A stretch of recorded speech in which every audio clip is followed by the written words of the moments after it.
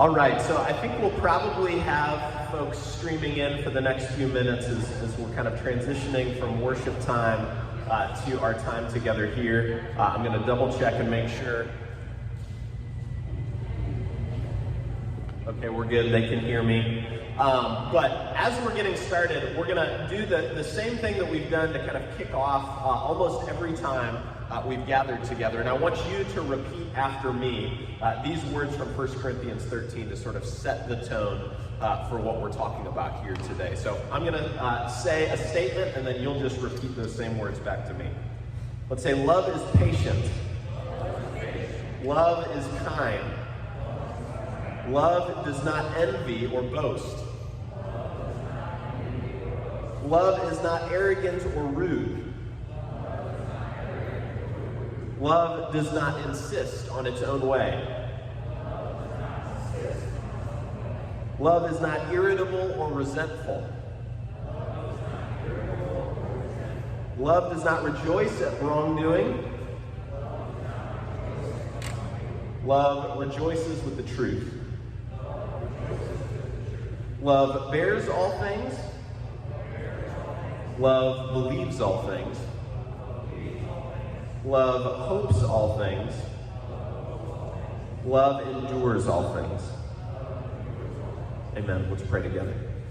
Jesus, we are grateful that you promise to send your Spirit whenever your people gather around your word and ask for wisdom.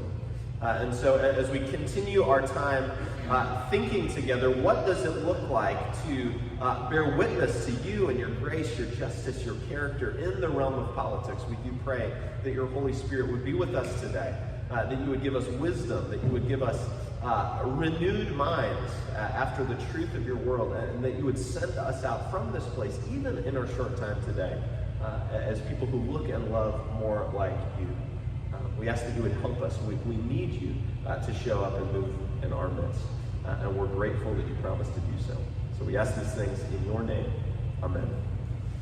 I don't want to take too much time kind of by way of introduction, because I know that one of the dynamics that we always run into is we have less time than we think we do to cover all of the things that we want to cover in a given session here. But as many of you know, we've talked about it a little bit during worship. You've probably seen some of the emails about it, but October is Mercy Month, which is a time that Redeemer sort of sets aside, especially to learn from our deacon team, but all kind of together as a church to consider God's heart for mercy, God's heart for justice, God's heart for the poor and the marginalized, and what does it look like for us as a church, as individuals, to kind of enter that space and make the mercy of Jesus tangible in our world. And as we were kind of talking about how exactly to do that here in the Sunday school hour, that actually fits really well with some of the things that we've been talking about in our Faithful Politics class. And so I don't want you to think of this as like oh, that class is now paused and we're talking about something else. We're actually talking about something that fits in to all of the things that we've already been discussing over the last several weeks. What does it look like to put the beauty of Jesus on display in our communities as we kind of think of our public life together as citizens? And so this morning, we've got two folks who are going to be kind of helping us think through how does mercy ministry and kind of political engagement, how do those things intersect? And I think one of the things that we find out is that there is a lot of overlap.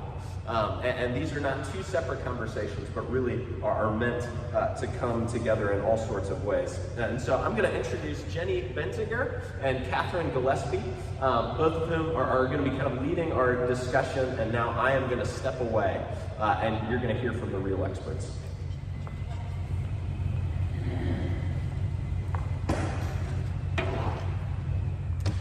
I'm Catherine Gillespie. Jenny and I are on the Deacon team, and we're helping to coordinate Mercy Month.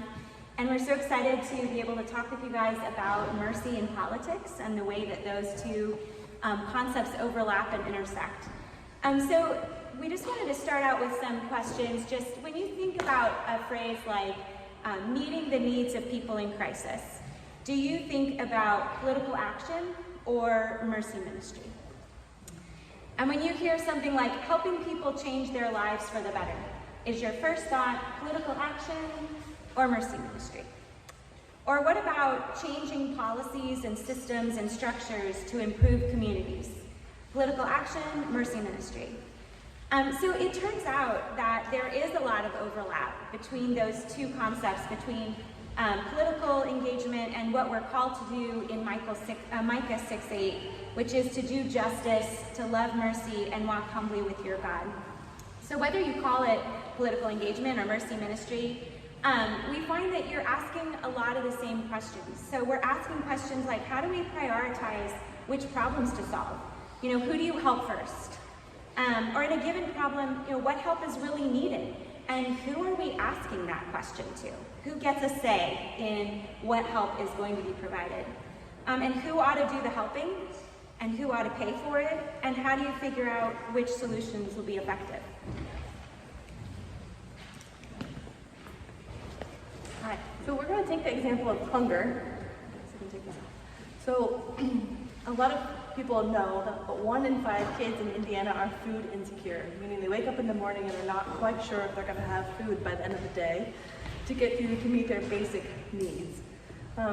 Definitely with the pandemic, there's a lot of evidence that suggests that it's getting even worse with economic pressures, not having access, at least in our spring months, to schools and things like that. So I know discussion can be a little bit difficult, but turn to at least one neighbor or a couple of neighbors if you can. And I want you guys to think about a couple questions.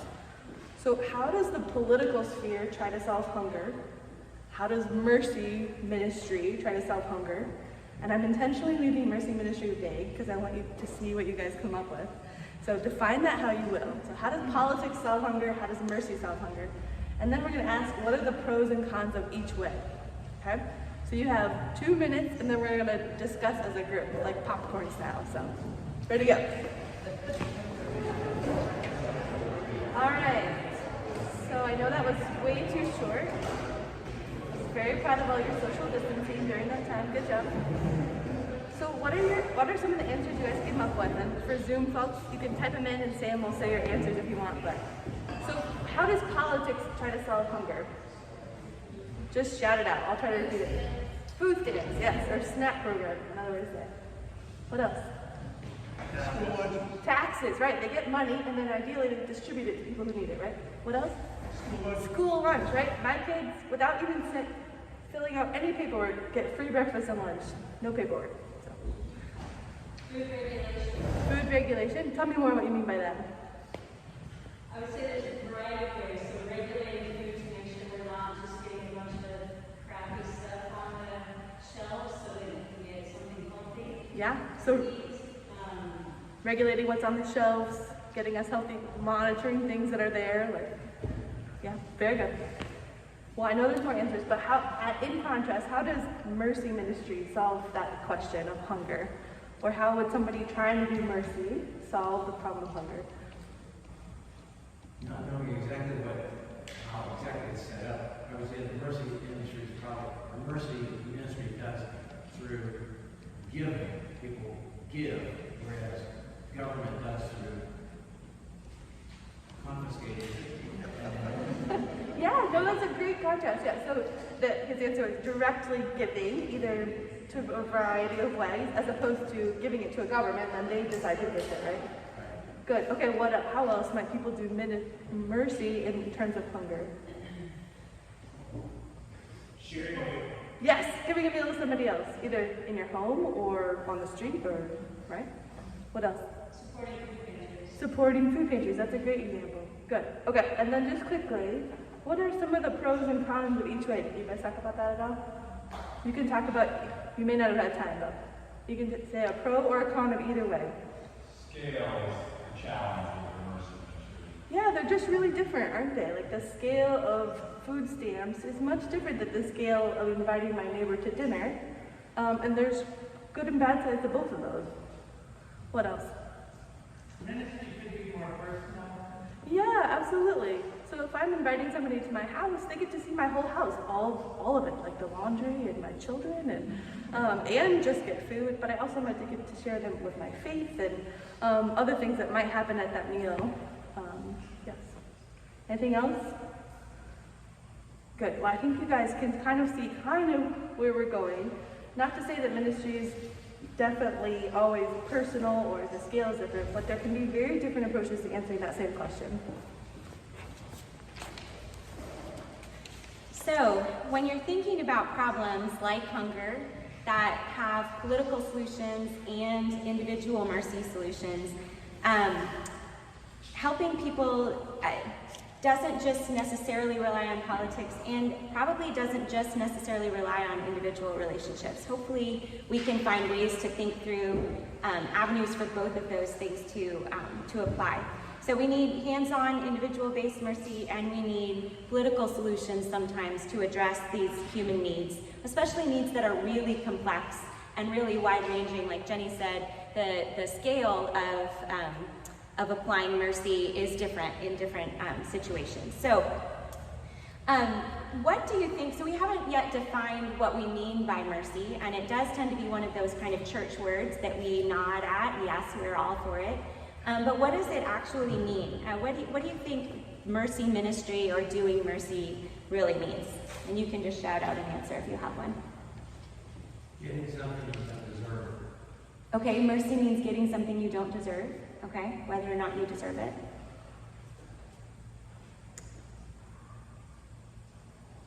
Meeting a need. Meeting a need. Okay. Anything else? Showing compassion? Yeah, thanks, Jack. Hey, Margaret. That's my family in the back. Right, so there are a lot of different ways that we think about mercy. So there's the theological answer, which is God has given us mercy, and that is unmerited grace or favor. We don't deserve that. And when we really understand that mercy that God has given us, it inspires us to give that mercy to other people. Why? Just because they're humans who are made in the image of God, just like we are.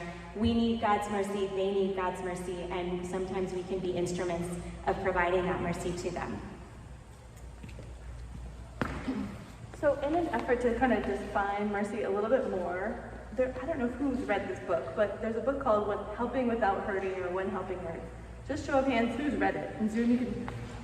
Good. So this will not be unfamiliar to anybody's talking about. But in the book, Steve Colbert and Brian Frickett define 3 categories of mercy work. So there's relief, which is just meeting the immediate needs regardless of the cause. And I really like that phrase, regardless of its cause. People can find themselves in immediate need because of natural disaster, because of environmental disasters like fires, and they can find themselves in immediate need because of their choices or even sin. But certainly not all of the things that put people in immediate need are sin. Then there's the second sort of phrase, and this is on your handouts too, of rehabilitation or development. And that's ideally the second phase of mercy work. So walking along a path with somebody of continued development on the way back towards self-sufficiency and flourishing. So, if we have an example of relief, that would be like inviting somebody into your house if they got evicted. That would be relief. For that immediate night, their needs are met.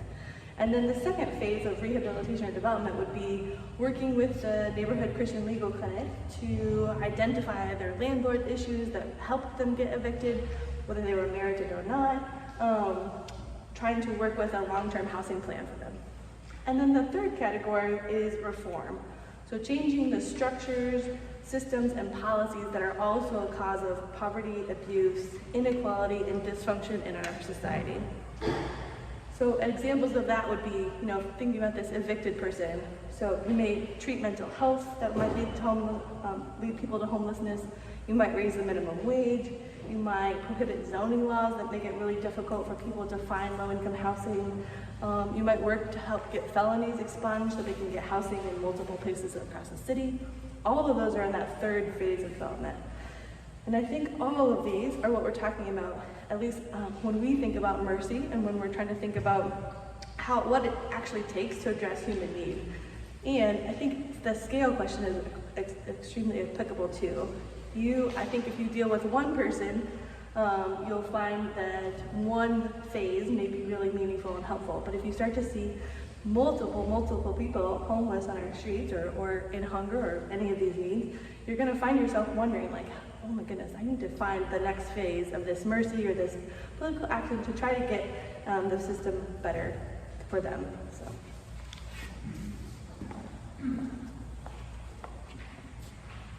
So the model in the book that Jenny was referencing, where we're talking about different levels of helping people, can be really helpful as we start to shift political and mercy engagement into different categories for understanding, what is going to work and what might not work either in this individual's life or on a broader scale. So in any case, mercy is how we can step into God's work of redemption. Whether the problems we see in people's lives are caused by an unexpected disaster or a personal choice, whether they're systemic problems or a combination of all of those things, as part of a life that's geared towards mercy and to reflect God's vision for justice and mercy that we find all through the Bible, we need to not only engage in all of these three types of mercy, but also really remember that we ourselves are people who have needs as well. So I think it can be really tempting in our context to think of ourselves as people who have it all together, or people who have, gotten where we've gotten by our own bootstraps or whatever. But I think that orientation towards remembering, like you said, the real theological definition of mercy and how much we need that mercy can help us to show that mercy to others in a better way. And so a lot of these problems that we've been mentioning, poverty, homelessness, hunger, these could take the form of political action on a local level, a state level, a national level, or it could look like you as an individual kind of stepping into a relationship with your neighbor, or walking alongside a family in crisis, or making a decision that costs you personally, but that benefits someone who's marginalized in our society. So really thinking of, the Bible talks about the widows and the orphans and the sojourners, and really thinking about who are those people in our society.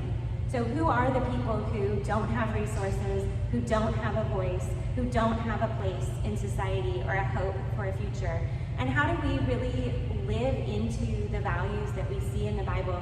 That's really what we're trying to do when we're talking about mercy ministry, whether that means getting involved on a political level or individually through a ministry. So again, it's very easy for us to think about these concepts and nod assent.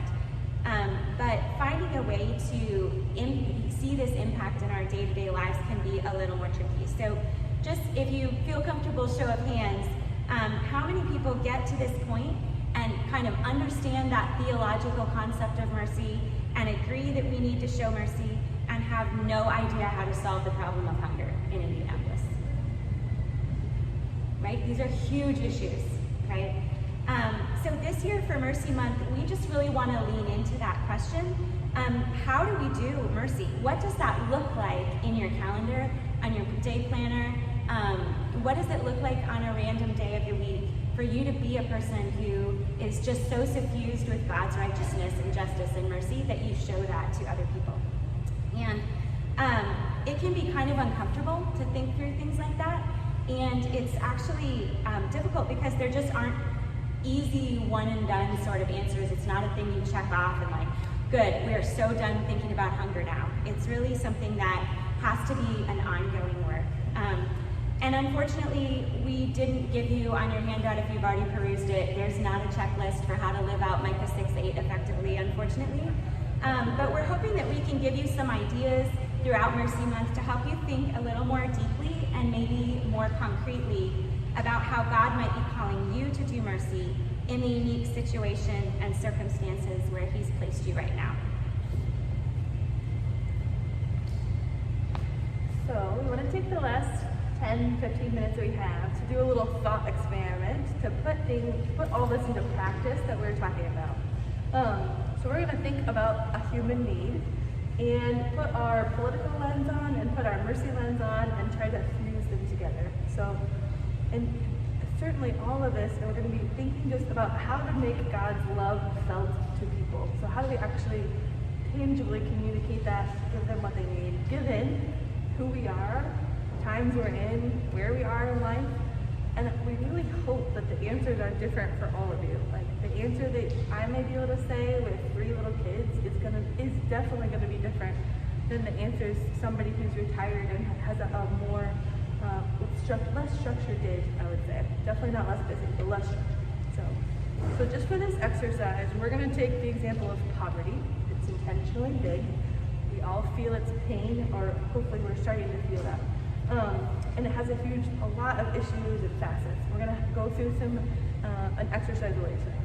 But before we get started on that, I want to just give a little bit of a caveat. So, has anybody ever read the book Crazy Busy by Kevin DeYoung? If you haven't, I highly recommend it. It's amazing. And in it, he talks about all these different reasons for busyness. Like, why do we find ourselves so jam-packed? Why do I look at my calendar at the beginning of the week and kind of can't imagine fitting in one more thing? And there's a lot of good reasons for that, which I would, again, recommend you read. But one of them he talks about is that we feel like we have to do something for every bad situation. Like, you've heard us talk about hunger and homelessness, and I think if any of you are like me, you start thinking, oh my goodness, I cannot even begin to understand all these things. How could I ever possibly get involved or pick an issue that I care about? And I find myself, and we've seen people on the Deacons House, just sort of stuck in the mud. Like, I can't care about all this, so I'm just gonna have to hunker down and worry about my own family and my own self. But he kind of gives this remedy of you certainly can't do everything for every issue. And actually poverty, or maybe an angle of poverty, may not be the thing that in Christianese pulls on your heartstrings or whatever. It may not be the thing where you have unique gifts and skills to work with, but something should. So maybe it's not homelessness, maybe it's human trafficking, maybe it's trying to help people get out of debt, maybe it's just having, my accountant friend, maybe having people have excellent budgets. She gets really jazzed about that, and I don't. But we really need her to have people have excellent budgets. So like I said before, I hope your answers are different from each other, and I hope you can see that the beauty of the kingdom is putting all of our collective gifts and skills and life stages to work on these big issues. So I will just give one more example. So whenever I drive by on my way home, there's this big child advocacy poster, and it's advertising. Sorry, I keep forgetting to take my mask. It's advertising people. They're in need of people who would go and sit with the child in the foster care system in court, and they would just be there for the child and advocate. And every time I drive by, I'm like, oh my gosh, this is awesome. I really want to do this. I want to go be a child advocate. I want to go sit with them and help them get them what they need. But it requires hours and hours of court on a last minute's notice with no ability to know ahead of time when you're going to do it. And that is just completely not possible for my life stage. And I kind of have had to remind myself, I need other people to do that. I can't go do that kind of child advocacy right now. I should keep doing what I'm doing, in the many other farms of life. But I don't have to feel bad that I can't do that one thing. So. Okay, so we're going to turn back into our groups now. And on your handout, we've listed some questions to talk through with your group. So just remember, we're going to talk about these questions in light of the problem of poverty in our community. So we'll take a few minutes on these questions, and then we'll circle back as a group. So we're going to talk about, where do you see poverty around you, in your neighborhood or in the city as a whole? How are you uniquely equipped? What skills do you have that might fit specific needs? Also, where do you have a voice? How could you speak up about the issue? Where do you have some sort of a platform that could be helpful? And then lastly, when are you available? So what's your availability look like to pour into an issue like poverty? So that's our example. We'll go ahead and take a couple of minutes, and then we'll circle back to discuss. Okay guys, if you could turn back around into the group.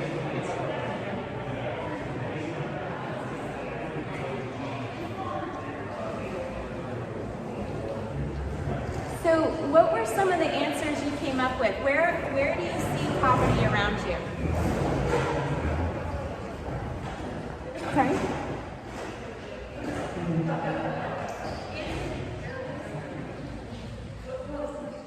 Where do you see poverty around you? What were some of the ways you identified that?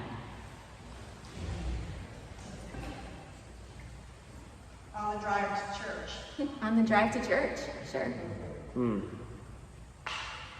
What specifically do you see on your drive?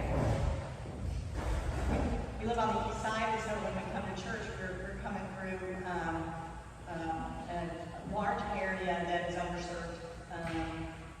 See people really hanging out on the street that, I mean, I don't know what their actual poverty, level of poverty is, but it's obvious that there's just a whole different socioeconomic, what do they call that, like a food desert or something? I don't know. I think that area is that way. I think there are some things that are happening to serve them.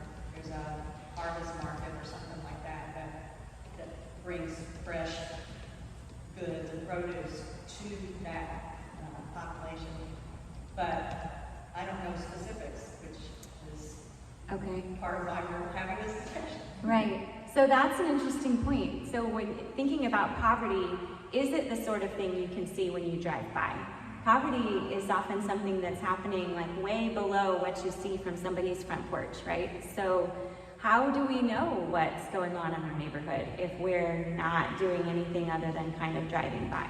I'm not saying that's your neighborhood. I know you're driving through it. I'm just saying that it's hard to see that. Like, it's really hard to get that level of insight. Did anyone else have something else that they discussed in their group about seeing poverty?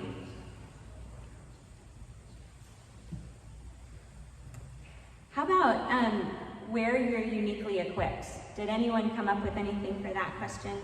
So skills you have that might help to meet one of the angles to the need of poverty in our city.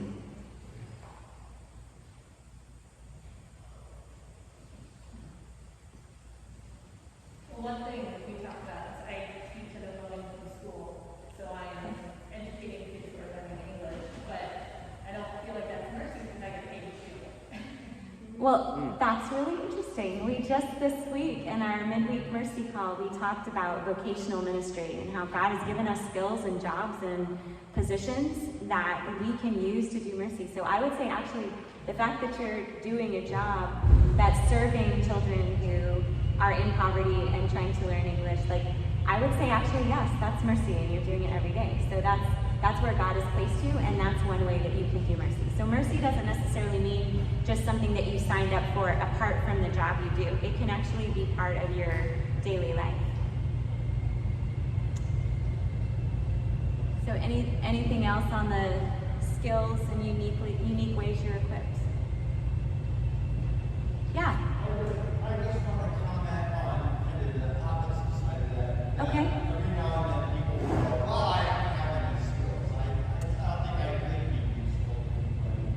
And the thing about poverty is so systemic and it's so big. I don't care what it is you know how to do. You can help something that way. We took some people to Africa one time, and no, we didn't. And somebody taught knitting. Well, this is one person who said, I don't know how to do this. Well, nobody even understood. So, the life skills are so often missing in this community. Whatever you know how to do, you can ask somebody else. That is such an excellent point, and that also ties into what we were talking about this week too. I don't know if you heard that for the Zoom call, people. The idea was that even if you're saying, I don't have any skills, I don't know how to do anything that could be applicable, poverty is such a systemic and huge issue with so many different angles that, so the example was somebody who said, all I know how to do is knit. Well, if you know how to knit, teach people to knit. Like there's certainly ways that any skill you have can be used to help other people. So that's a great example. Thank you for bringing that up. That's awesome. If you missed that call, you can email the deacons. The address is on your handout, and we could send you a replay. It really is helpful to think about that, like how do you apply your skills in different ways to help people who are in need. And did anyone come up with, how about the question about where you have a voice or where you have a platform that might be helpful in addressing the problem of poverty? this is kind of a politics class, so it'd be interesting if anyone had a political answer.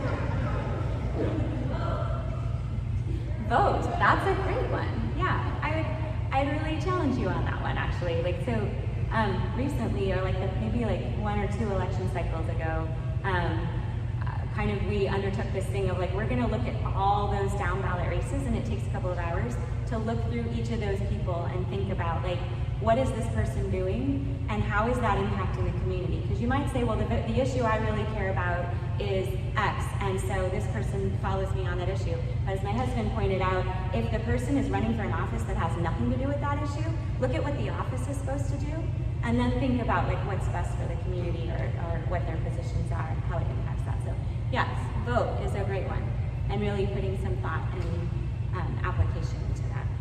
What else? How are other ways that you could use your voice potentially?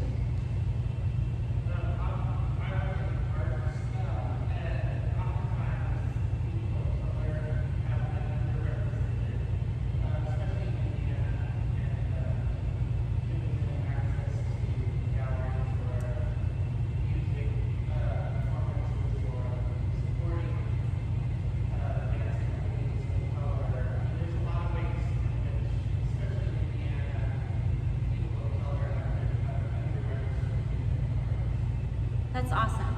So Kyle said, if you couldn't hear that, Kyle was talking about how historically and even currently, people of color, other minorities have been underrepresented in the arts.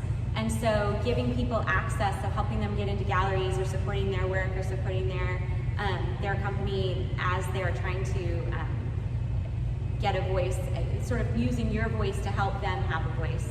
I think that actually applies in a lot of different professions, so that's good.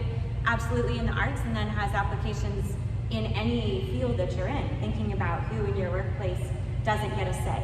And maybe you could use your voice to pave the way for someone else to be able to speak up. So I think that's a great example. And then lastly, when are you available? So did anyone have any thoughts on that? Different ways to be involved, depending on your different types of schedules.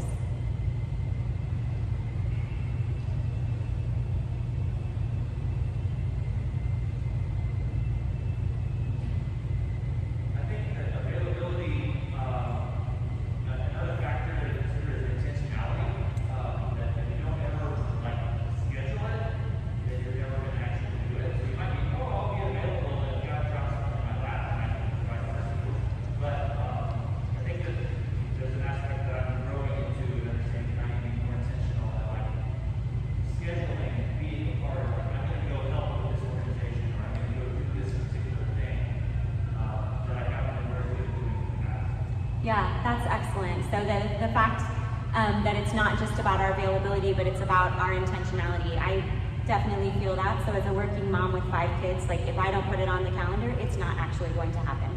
And so kind of the idea of putting in your big rocks first, if you're going to be someone who cares about mercy, putting that into the calendar and letting the other things fill in around may be something that you could spend some time thinking about if it feels like you don't have time.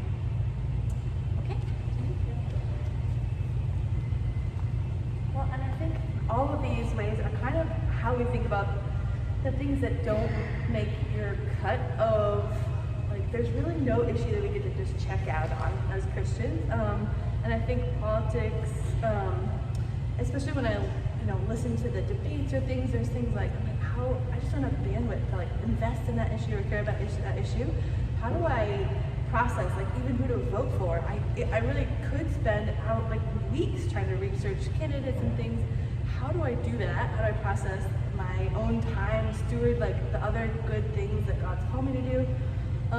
So part of it you guys are already doing. You're in a class with other people who are interested in that same question, getting their opinions and listening to wise other voices is a great place to start. Certainly, I don't think we can have the easy answer of just picking one thing and then going with that. But praying over those the big decisions we have to make, reading more broad spectrum books than just issue-based books, and then making yourself actually the expert in one area and then helping disseminate that information to other people. So, if I have an issue about schools, I'm not going to rely on my own opinion. I'm going to go ask my friend Jenny, hey, what candidates are best thinking about, or how how can I best vote for policies that will support your school? Because she's there living it every day. I'm not going to help you or think about that. So praying for other people that do the work, educating yourself about the issues, and then praying about the issues, even if you're not the one spending time making calendar choices based on that. So, I think the other thing that I just wanted to be as an encouragement, the book that we chose for this month, the Renovate book, it's just a super encouraging book that the work we do matters. He talks a lot about how the kingdom of earth is getting revived and renewed through Christians, and it's not just going to be wiped out and obliterated when heaven comes, which to me was a completely radical concept. So the work you're doing, even if it's just making a meal for a neighbor or helping fix up your sidewalk, for your own family, but for the neighborhood too. Like those things really, really do matter in God's kingdom. So we would love it if you would dig in deeper with us this month for Mercy Month. I mentioned our midweek mercy call that just happened. We are doing that for the next 2 Wednesdays as well. So this coming Wednesday, we're going to talk with the Neighborhood Christian Legal Clinic about ways that we can do mercy in our community, some of the issues that they're involved with, and some ideas for how you might be able to plug in either in their ministry or in others. And then the following week, we're going to talk about how to do mercy in relationship, and we'll be hearing from Sweetwater and Outreach Inc. So we really recommend would encourage you to join those calls. They're on Zoom. It's only an hour from 7 to 8 on Wednesdays if you can do that. And then, as Jenny mentioned, we have a Mercy Month One Read, which is a book called Renovate. If you would like to get a copy, we have some at the Deacon team. It might be just as quick to get it from Amazon if that's your preference. So definitely pick up a copy if you can and read that. We're going to have a discussion on Sunday, October 25th at 7, also on Zoom, and we'd love to see you there for that. So finally, on your handout, on the back side of your handout, are a list of resources that are really helpful in kind of shaping our thinking about mercy. If you haven't gotten into any of those, maybe pick one or ask someone else for a recommendation. And then finally, we'd love for you to be plugged in, whether you're already really engaged in mercy or you're just still kind of trying to figure out what that might look like in your life. We would love to get in contact with you and help to plug you in. So thanks so much for coming to class today and for being engaged with these topics with us. And thank you.